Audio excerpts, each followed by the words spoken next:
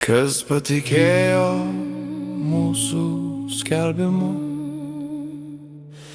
ir kam buvo apreikšta viešpaties ranka, jis išaugs jo akivaizdoje, kaip gležnas augalas, kaip šaknis iš sausos žemės, neturi jis nei išvaizdos, nei patrauklumo.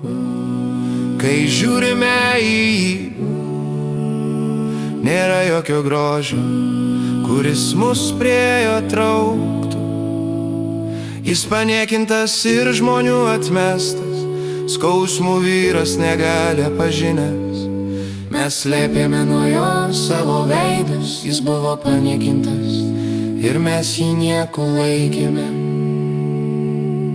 Tikrai jis nešė mūsų negalias ir savo pasiėmė mūsų skausmus, o mes laikėme jį nubaustų, Dievo ištiktų ir pažemintų. Jis buvo sužeistas už mūsų kaltes ir sumuštas už mūsų nuodėmes, bausmė dėl mūsų ramybės krito ant jo. Jo žaizdomis esame išgydyti. Mes visi buvome paklydę kaip avys, kiekvienas ėjome savo keliu, bet viešpats uždėjo ant jo visus mūsų nusikaltimus. Jis buvo kankinamas ir žeminamas, bet neatvėrė savo burnos. Kaip avinėlis vedamas pjauti ir kaip avis, kuri tyli prieš kirpėjus, jis neatvėrė savo burnos. Jis buvo paimtas iš kalėjimo ir teismų, kas paskelbs jo giminę, nes jis buvo atskirtas nuo gyvųjų šalies ir varginamas dėl mano tautos nusikaltimų. Jam paruošė kapą su nedorėliais, su turtingais po jo mirties, nors jis nepadarė nieko blogo ir jo lūpose nebuvo melo.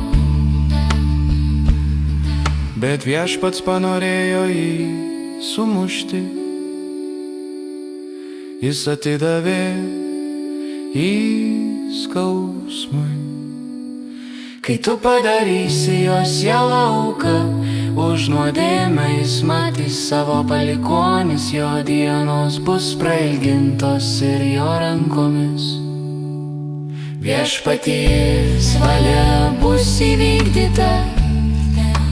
Jis matys savo sielos vargą ir bus patenkintas.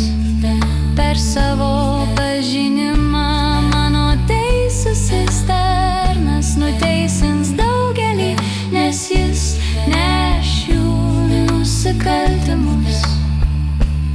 Todėl aš duosiu jam dalį su didžiaisiais ir jis dalinsis grobį su stipriaisiais. Kadangi jis atidavė savo sielą mirčiai ir buvo priskirtas prie nusikaltėlių, jis nešė daugelio nuodėmes ir užtarė nusidėjėlių.